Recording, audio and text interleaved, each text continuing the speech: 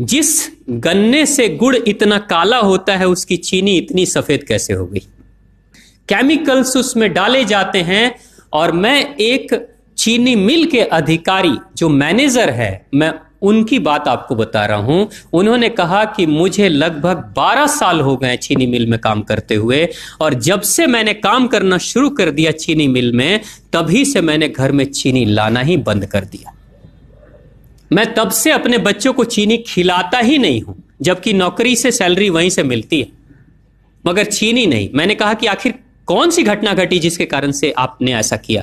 तो उन्होंने बताया एक छोटी सी घटना कि चीनी मिल में जो ये पानी निकलता है ना, चीनी के बनने के बाद उस प्रोसेसिंग में जो पानी निकलता है, उस पानी में वो सारा केमिकल भी मिक्स रहता है, और उस पानी को चीनी मिल वाले लोग अक्सर एक टंकी में जमा करके रखते हैं। ये सभी चीनी मिल वालों के पास में होता है, आप भी कभी जाएंगे तो आपको भी पता चलेगा। वो टंकी में वो पानी रखा जाता है, लेकिन रोज रोज प्रोसेसिंग हो रहा है, रोज चीनी बन रही है, रोज बहुत सारा पानी आ रहा है, तो आखिर कब तक? एक टंकी की क्षमता है ना, कितने दिनों तक वो टंकी खाली रहेगी? भर जाती है, भरेगी तो फिर क्या करेंगे? खाली करना है। तो क्या किया था चीनी मिल के लोगों ने? सोचा कि छोड़ो ना, अब कहां जाएंगे उसको फेंकने के लिए कहीं दूर, क्योंकि अब उतनी बड़ी टंकी जिसमें हजारों गैलन पानी है, उसके लिए ट्रांसपोर्ट में कितना खर्च आएगा, तो बेहतर होगा रात के अंधेरे में कहीं खेत में डाल देते हैं। क्योंकि जनरली फैक्ट्रियां तो होती हैं ऐसे ही बिराने में, तो कहीं डाल देते किसी खेत में, क्या पता चलेगा पानी है कि चीनी मिल का पानी है, क्या है। तो ये सोचकर मैनेजमेंट वाले लोगों ने रात में ही उस पानी को खेतों में छुड़वा दिया, और नतीजा ये हुआ कि उस खेत की सारी फसल जल गई, मिट्टी बंजर हो गई। और जब किसान पता करने लगा कि आखिर क्या हुआ मेरे खेत में, जब चेकअप कराया वो मिट्टी का, तो पता चला कि इसमें तो चीनी मिल का जो वेस्ट मटेरियल है वो डाला गया है।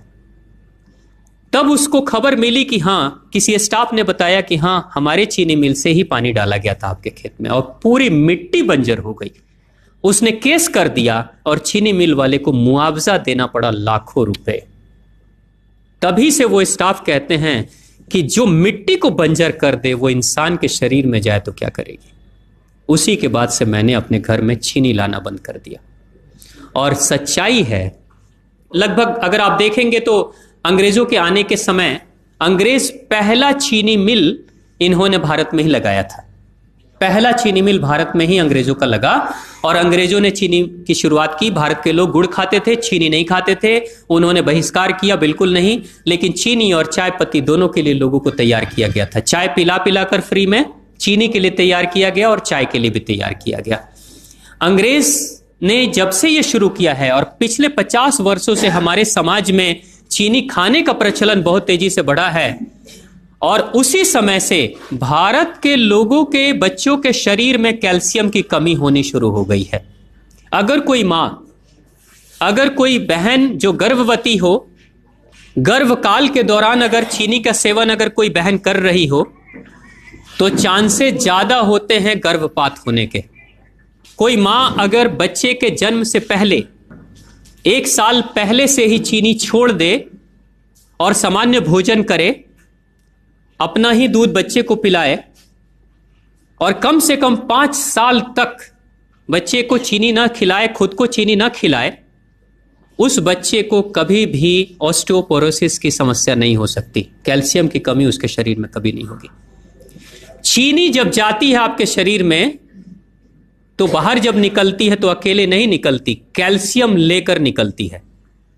चीनी कैल्शियम लेकर निकलती है, हड्डियों को गलाकर निकलती है। और जिसके शरीर में कैल्शियम की कमी हो जाती है, उसके शरीर में मैग्नीशियम, पोटेशियम, आयरन सबकी कमी हो जाती है। कैल्शियम वो तत्व है कि जिसके शरीर में कम हो जाए, सारे तत्व कम हो जाएंगे, और कैल्शियम की कीमत पे चीनी हम खाते हैं। भारत, पाकिस्तान, बांग्लादेश, नेपाल, ऐसे कुछ देशों के अलावा दुनिया के बहुत सारे ऐसे राष्ट्र हैं जहां चीनी का इस्तेमाल ही नहीं होता। आज भी चीनी खाते नहीं, बहुत सारे देश नहीं खाते बिल्कुल। आप गुड़ खाया करिए, वो ज्यादा बेहतर है, चीनी को छोड़िए।